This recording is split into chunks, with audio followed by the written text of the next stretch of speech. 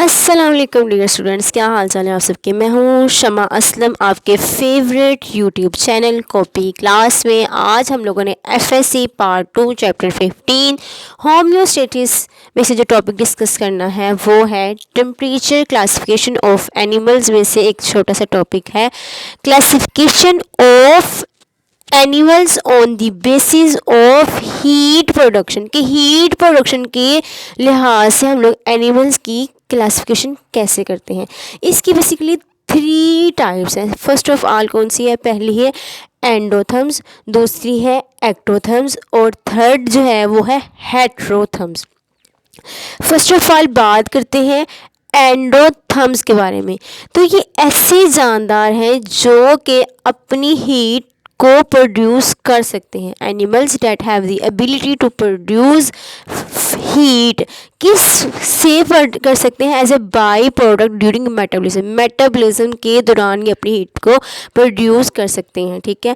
Animals that produce their own body heat, किसके ज़रिए? Heat production के ज़रिए अपनी जिस्म की जो रिक्वायर्ड हीट है ना उसको प्रोड्यूस कर सकते हैं as by product during metabolism. During metabolism के दौरान एज ए बाई प्रोडक्ट क्या कर सकते हैं? ये अपनी एनर्जी, अपनी हीट को क्या कर सकते हैं? प्रोड्यूस कर सकते हैं। तो इन जानदारों को एंडोथर्म्स का नाम दे दिया जाता है। ठीक है।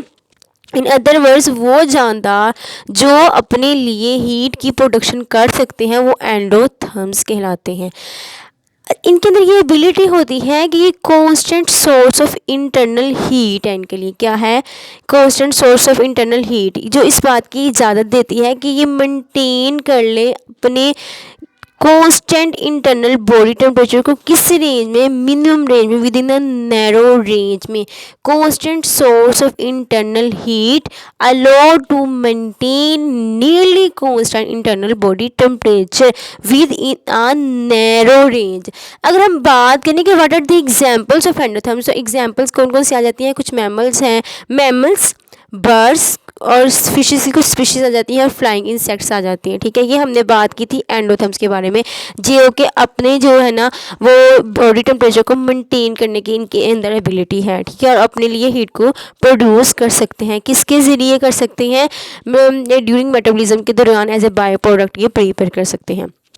अच्छा, अब हम सेकंड कैटेगरी की बात करते हैं जो कि हमारे पास क्या है? एक्टोथर्म है। ये एक ऐसी जानदार हैं जो कि ड्राइव करते हैं, हीट को लेते हैं कहाँ से? फ्रॉम इन्वायरमेंट से। Drive most of their body heat from environment. जैसे कि हम लोगों ने इसमें देखा था कि इन्होंने अपने ही मेटाबॉलिज्म से एनर्जी की प्रोडक्शन की थी, लेकिन एक्टोथर्म के केस में ऐसा बिल्कुल नहीं है। उन्होंने क्या करना है? Rather than from their own metabolism, अपने मेटाबॉलिज्म के बजाय इन्होंने इन्वायरमेंट से क्या लेनी है? इन हीट लेनी है। ठीक है। दीज एनिमल्स, इन एनिमल्स जानदार ने क्या करना है? प्रोड्यूस करनी है मेटाबॉलिक हीट को। किस लेवल के ऊपर? मिनिमम लेवल के ऊपर। एंड आल्सो एक्सचेंज, और क्या कर देना है? मुतबादल कर देना है, एक्सचेंज करना है क्विकली, बहुत तेज़ी के साथ, विद द इन्वायरमेंट, माहौल के साथ इसने क्या करना है? तो एक्सचेंज कर लेना है।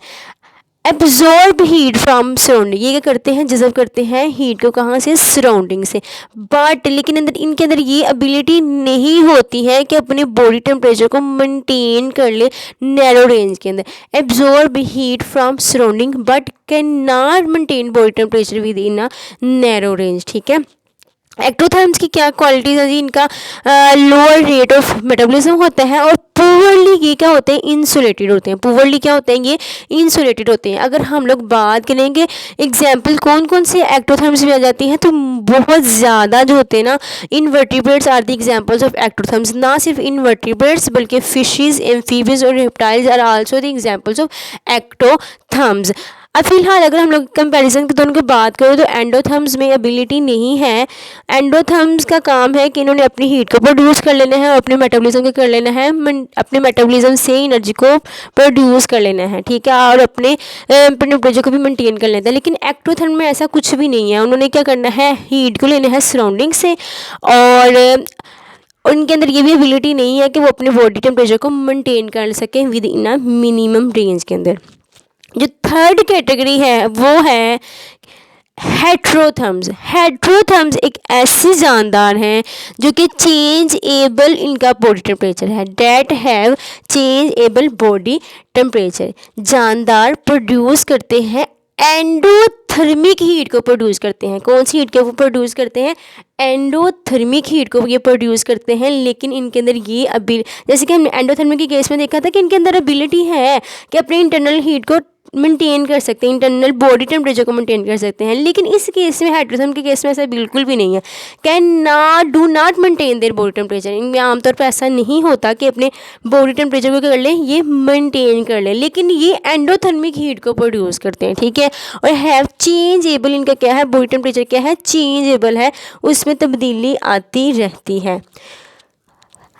अच्छा जी, अब नेक्स्ट बात करते हैं कि ये अपनी बॉडी टेम्परेचर को नहीं मेंटेन कर सकते किस में, within a narrow range bye endothermic heat. Endothermic heat से ये अपनी बॉडी टेम्परेचर को क्या कर सकते हैं, मेंटेन नहीं कर सकते।